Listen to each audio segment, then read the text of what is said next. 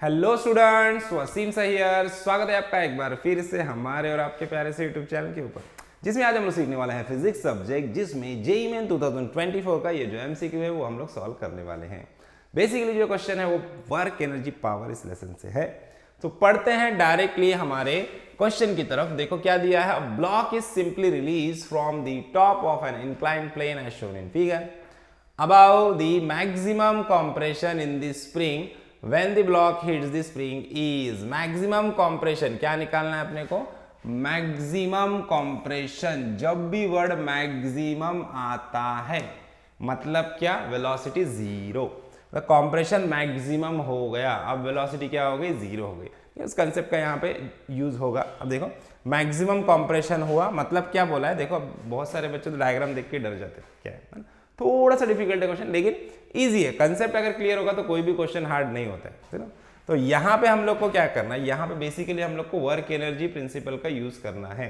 तो देखो यहाँ पे ये वाले ब्लॉक को इस हाइट से हम लोगों ने छोड़ दिया। अब इस हाइट से छोड़ दिया तो सब में पहले तो अपने को ये हाइट लगेगी, ये हाइट से छोड़ दिया, ब्लॉक ऐसे स्लाइड होगा, यहाँ से यहाँ पे आएगा, फिर यहाँ से ऐसे जाएगा और ऐसे जाके ये स्प्रिंग के आगे सब अभी जैसे आएगा ये कुछ मोमेंटम से आएगा ना, इसकी काइनेटिक एनर्जी रहेगी, जाके इसको स्ट्राइक करेगा स्प्रिंग को। अब स्प्रिंग क्या होगी, कंप्रेस होगी, इससे नेचुरल लेंथ पे अभी स्प्रिंग, ये स्प्रिंग यहाँ से आगे जाएगी अभी ना, ये यहाँ पे नहीं रहेगी, ये यहाँ से आगे बढ़ेगी, मे बी स्प्रिंग यहाँ तक आ जाएगी ना, ये स्प्रिंग अपनी यहाँ पे आ जाएगी, ये नया लोकेशन रहेगा स्प्रिंग का, और ये ब्लॉक अपना यहाँ पे पहुँच जाएगा 5 kg का ब्लॉक, ठीक है।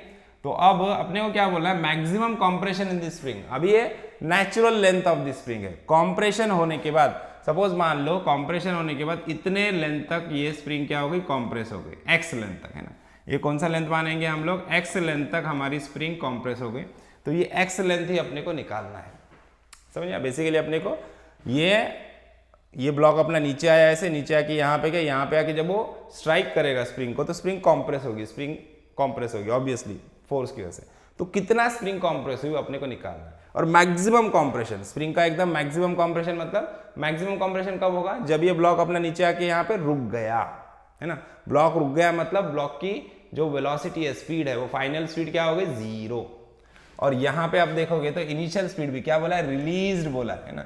वर्ड क्या आया है, रिलीज्ड आया है ना। जब भी वर्ड रिलीज या ड्रॉप आता है तो इनिशियल वेलोसिटी भी क्या होगी, जीरो। मतलब initial velocity v1 is also zero and final velocity v2 is also zero.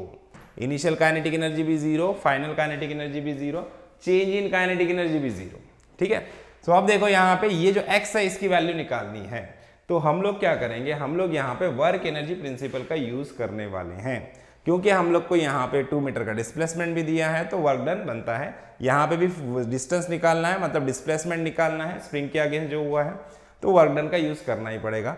Coefficient of friction यहाँ का दिया है, यहाँ का कोएफिशिएंट ऑफ फ्रिक्शन जीरो है, मतलब यहाँ से यहाँ तक कोई फ्रिक्शनल फोर्स नहीं है, लेकिन यहाँ से यहाँ तक फ्रिक्शनल फोर्स कंसीडर करना पड़ेगा, फिर आगे तो हमारा स्प्रिंग फोर्स आ जाएगा, ठीक है।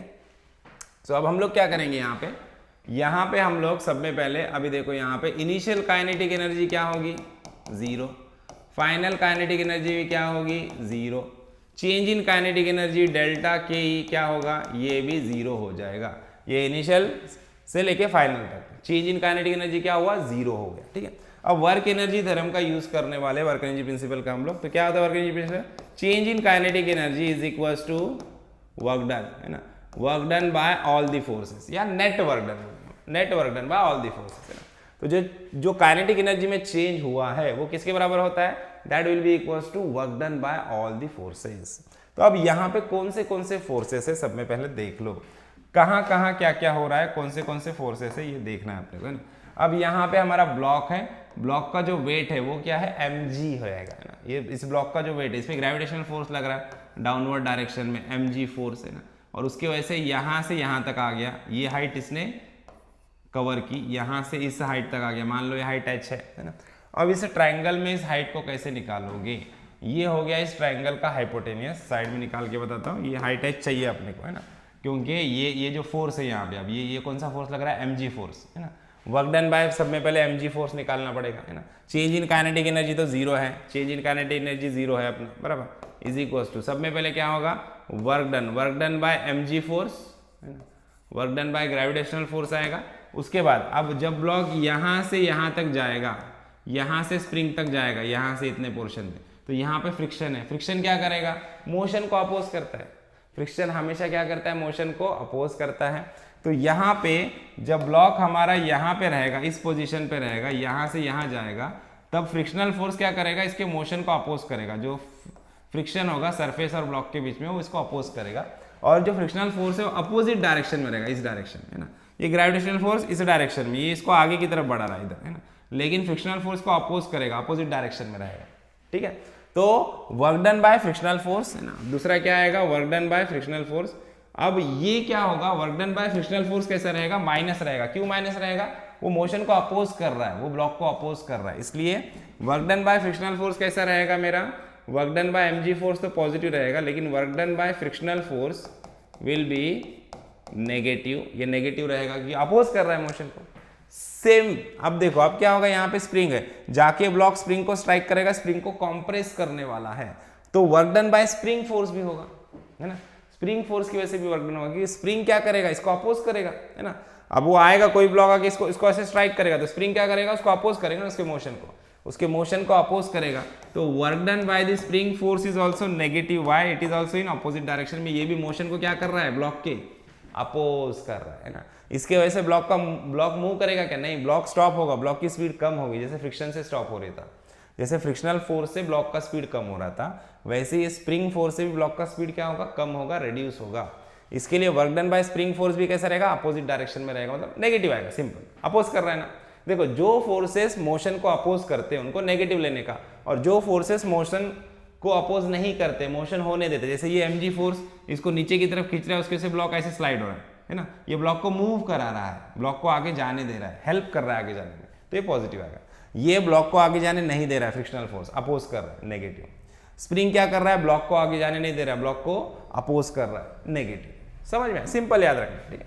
तो अब यहाँ पे हम लोग क्या बोलेंगे? Work done by spring force is also taken as negative, है ना। क्यों नेगेटिव? समझ में आया, क्लियर है। अब work done by the mg force क्या हो जाएगा? mg force, work done bye mg force क्या हो जाएगा अपना? m इंटू जी, है ना। अब डिस्प्लेसमेंट कितना हुआ वर्क डन से? ये mg फोर्स डाउनवर्ड है, तो हम लोग डाउनवर्ड डिस्प्लेसमेंट ही देखेंगे, यहाँ से इतना, ये डिस्प्लेसमेंट नहीं लेना है, ठीक है। तो ये डिस्प्लेसमेंट देखना पड़ेगा, हाइट, है ना, ये हाइट से यहाँ पे है ना, तो h हाइट निकाल लो। h हाइट कैसे निकालोगे? ये वाला ट्राइंगल है, इधर साइड में निकाल के बताता हूँ, है ना। ये 10 मीटर है, अपने को ये h चाहिए, ये एंगल दिया है अपने को 30, है ना।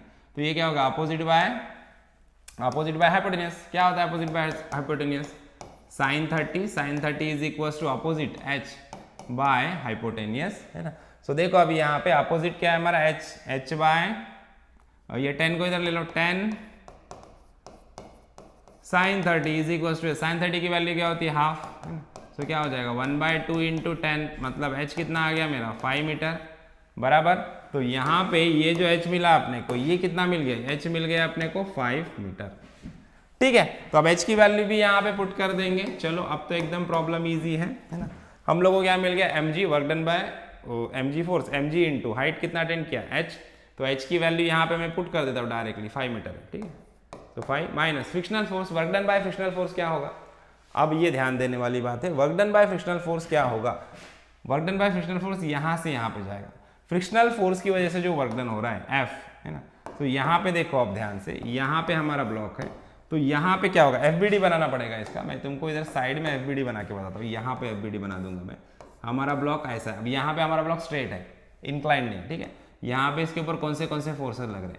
नीचे के डायरेक्शन में mg फोर्स, ऊपर की तरफ कौन सा फोर्स लगेगा? नॉर्मल फोर्स, और जो अपना फ्रिक्शनल फोर्स है वो इस डायरेक्शन में लग रहा है F। और F इज इक्वल टू क्या होता है? मैक्सिमम फ्रिक्शनल फोर्स की वैल्यू लेंगे μn, है ना। F इज इक्वल टू क्या होता है? μn। तो अभी हम लोग को क्या करना है? μn। और फ्रिक्शनल फोर्स कहाँ से कहाँ तक लगेगा? स्प्रिंग तक ही लगेगा, यहाँ से इतना ही लगेगा, है ना, ये 2 मीटर तक, है ना। अब ये स्प्रिंग फोर्स हम लोग सिर्फ 2 मीटर तक ही कंसिडर करेंगे, यहाँ से इतना ही, ठीक है, ये 2 मीटर तक, है ना। तो वर्क डन क्या होता है? वर्क डन सिंपली क्या होता है हमारा? Work done is equal to क्या होता है? Force into displacement, simple. Force है फ्रिक्शनल फोर्स जो कि μn है, और ये डिस्प्लेसमेंट कितना हुआ? 2 मीटर। तो मैं यहाँ पे क्या लिखूंगा? μn इंटू 2 मीटर, है ना, क्योंकि फ्रिक्शनल फोर्स 2 मीटर तक लगा। अब μn निकालना है मुझे, म्यू तो मुझे दिया है, म्यू कितना है? 0.5 है। n कैसे निकालूं? n मतलब क्या? Upward forces. देखो यहाँ पे F of Y equal to 0 करोगे तो ऊपर जाने वाले फोर्सेस बराबर नीचे आने वाले forces, leftward forces equal to rightward forces, ठीक है। तो ऊपर जा रहा है हमारा एन और नीचे आ रहा है mg, तो मैं बोलूंगा n इज इक्वल टू क्या हो जाएगा mg, n is equal to क्या होगा mg, right. So n is equal to mg, तो यहाँ पे म्यू n के जगह पे frictional force F is equal to क्या होगा, म्यू n के जगह पे मैं क्या लिखूंगा, म्यू mg, ऐसे लिख सकता हूँ। तो फ्रिक्शनल फोर्स क्या है मेरा, म्यू mg है, राइट। अभी work done by the spring force क्या होता है, इसका डायरेक्ट फॉर्मूला है अपने पास, half into K into X square, where delta X square होता है। डेल्टा एक्स मतलब क्या, change in length of the spring. अभी स्प्रिंग यहाँ पे थी, उसके लेंथ में जो चेंज आया वही तो निकालना है, मैक्सिमम कंप्रेशन है ना। तो जो चेंज आया है लेंथ में स्प्रिंग के वो कितना है, एक्स कंसिडर किया, जो कि अपने को निकालना है। तो यहाँ पे एक्स को एक्स डायरेक्ट हम लोग ले रहे हैं ना, और के की वैल्यू हम लोग को दिया है, के कांस्टेंट, स्प्रिंग कांस्टेंट की वैल्यू भी हम लोग को यहाँ पे दी हुई है। स्प्रिंग कांस्टेंट की वैल्यू, चलो देखते हैं, स्प्रिंग कांस्टेंट की वैल्यू हम लोग को दी हुई है क्वेश्चन में, के दिया, यहाँ पे दिया है, देखो देखो डायग्राम में दिया है ना, क्वेश्चन में नहीं दिया है, लेकिन यहाँ पे डायग्राम में के का वैल्यू दिया अपने को 100 है, ठीक है। चलो अब सारे वैल्यू यहाँ पे पुट करते हैं और कैलकुलेशन करना है अपने को बस।